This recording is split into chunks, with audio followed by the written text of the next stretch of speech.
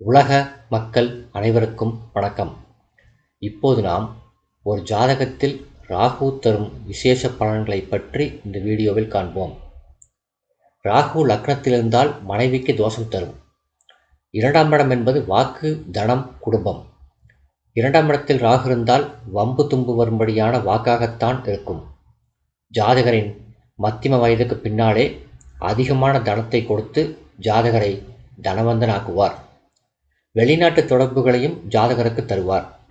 குடும்பத்தை பொறுத்தவரையில் இரண்டாம் இடத்தில் ராகு சூரியனோடு இணைந்திருந்தால் மனைவிக்கு தீராத நோயை தரும். மூன்றாம் இடம் என்பது வீரதீர தைரியஸ்தானம். இங்கே ராகு இருந்தால் எதிரிகளை பந்தாடும் அளவுக்கு தைரியம், வீரியம், உடல் வலிமை ஜாதகருக்கு அளிப்பார். இளைய சகோதர சகோதரிகளை பற்றி சொல்லும் இடம் என்பதால் ராகு மூன்றாம் இடத்தில் இருந்தால் சகோதர நலம் நன்றாக இருக்கும். மூன்றாம் இடத்திலும் 11ஆம் இடத்திலும் ராகு இருந்தால் அரசாங்க வழியில் நன்மைகளை செய்வார். மூன்றாம் இடத்தில் தனித்த ராகு உற்றார், உறவினர், மைத்துனர், மாமா போன்ற சொந்தக்காரர்களிடம் விரோதத்தை உண்டு பண்ணும். நான்காம் இடம் என்பது சுகஸ்தானம். நான்காம் இடத்திலேயே ராகு இருந்து அந்த 4 குடையவன் கெட்டு போயிருந்தால் ராகு அந்த ஜாதகருக்கு குறுக்கு வழியிலே செல்வத்தை தருவார். நல்ல யோக பலன்களை வழங்குவார். 5ஆம் இடம் என்பது பூர்வ புண்ணிய ஸ்தானம். புத்திர பாக்கியத்தை சொல்லக்கூடிய இடம். 5ஆம் இடத்திலே ராகு இருந்தால் புத்திர பாக்கிய தோஷத்தை தரும். 5, 9ஆம் இடங்களில் ராகு இருந்து அவரோடு செவ்வாயும் இணைந்திருந்தால் மிகப்பெரிய கெடுபலன்கள் நடக்கும். 5, 9 ஆகிய இடங்களில் கோச்சார ராகு வரும்போது ராகு திசை மிக மோசமான பலனை தரும். அடுத்து 6ஆம் இடத்திலே அமர்ந்திருக்கக்கூடிய 7ஆம் இடத்து கிரகத்தை ராகு பார்த்தால் மிகப்பெரிய சோதனை, வேதனை இணைந்த சம்பவங்கள் தொடரும். 8ஆம் இடம் என்பது மறைவு ஸ்தானம். 8ஆம் இடத்திலே ராகு இருந்து குரு சுக்கிரனால் பார்க்கப்பட்டால் மறைவு ஸ்தான பலன்களாகிய பிறருக்கு அறியாத வகையில் செல்வத்தை திரட்டி ஜாதகனை செல்வந்தனாக்குவார் ராகு. 10ஆம் இடத்திலே ராகு நல்ல பதவியை தரும். உயர்ந்த அந்தஸ்தை தருவார். நல்ல புகழை தருவார். உயர்ந்த செல்வ நலத்தை பெற்று தருவார். ஆனால் எந்நேரமும் கவிழக்கூடிய நிலையை உருவாக்கும். வேலையை விட்டு, பதவியை விட்டு ஜாதகர் தூக்கி எறியப்படலாம். அது எந்த நேரம் என்று சொல்ல முடியாது. 11ஆம் இடம் என்பது லாபஸ்தானம், ஆதாயஸ்தானம்.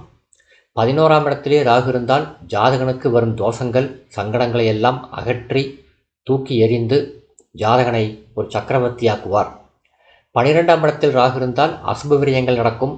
ஆனால் அயல்நாட்டு தொடர்பு, அயல்நாட்டு வணிகம், அயல்நாட்டு படிப்பு, அயல்நாட்டு வேலை வாய்ப்பு போன்றவற்றில் ஜாதகருக்கு நல்ல பலன்களை வழங்கி மேன்மைப்படுத்துவார்.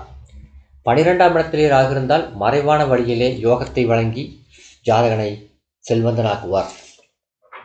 7ஆம் வீட்டு கிரகத்துடன் ராகு சம்பந்தப்பட்டால் கணவன் மனைவிக்குள் நல்லுறவு நிலவாது. 7ஆம் இடத்திலே ராகு இருப்பதும் 8ஆம் இடத்திலே ராகு இருப்பதும் மாங்கல்ய தோஷத்தை தரும். திருமண தடையை ஏற்படுத்தும். நல்ல சுபமான மகிழ்ச்சியான திருமண வாழ்க்கை இருக்காது. ராகு 5 ராசிகளில் இருந்தால் ராஜயோகத்தை தரும் என ஜாதக அலங்காரம் கூறுகிறது. மேசம், ரிஷபம், கடகம், கன்னி, மகரம் போன்ற ராசிகள் 3, 6, 11ஆம் இடங்களாக அமையப்பெற்று அந்த ராசிகளிலே ராகு இருந்தால் செல்வாக்கான உயர்தரமான ஒரு நிலையை, ஒரு ராஜயோகத்தை ராகு தருவார் என ஜாதக அலங்காரம் கூறுகிறது. குருவோடு ராகு சேர்ந்தால் குரு சண்டாள யோகம் ஏற்படும். புதனோடு ராகு சேர்ந்தால் ஜாதகன் மாந்திரீக விஷயங்களில் கெட்டிக்காரனாக இருப்பான். மாந்திரீக விஷயங்களை செய்து மது, மாமிசம் சாப்பிட்டு கொழுத்து நல்ல உடம்போடு அலைவான் என ஜோதிட நூல்கள் கூறுகிறது.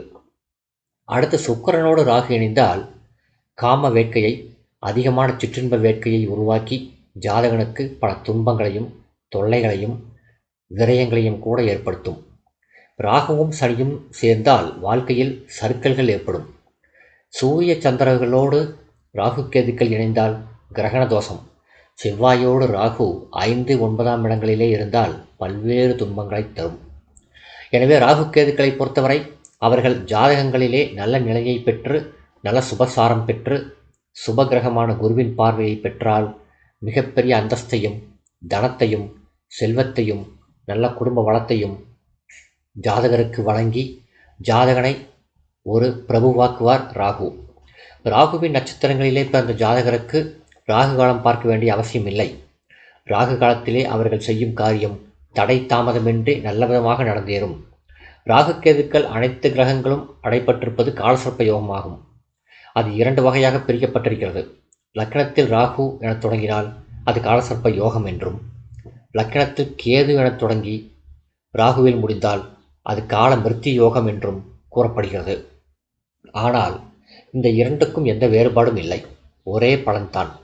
இந்த காலசர்ப்ப யோகத்தை 6 வகையாக பிரித்து ஒவ்வொரு வகைக்கும் ஒரு வயது வரம்பை நிர்ணயித்து தோஷம் விலகும், யோகம் தரும் என்று ஜோதிட சாஸ்திரம் விளக்குகிறது.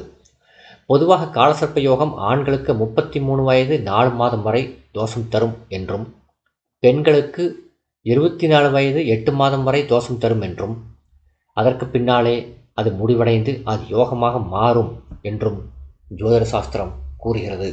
இந்த வீடியோ உங்களுக்கு பிடிச்சிருந்தா லைக் பண்ணுங்கள், ஷேர் பண்ணுங்கள், சப்ஸ்கிரைப் பண்ணுங்கள். நன்றி.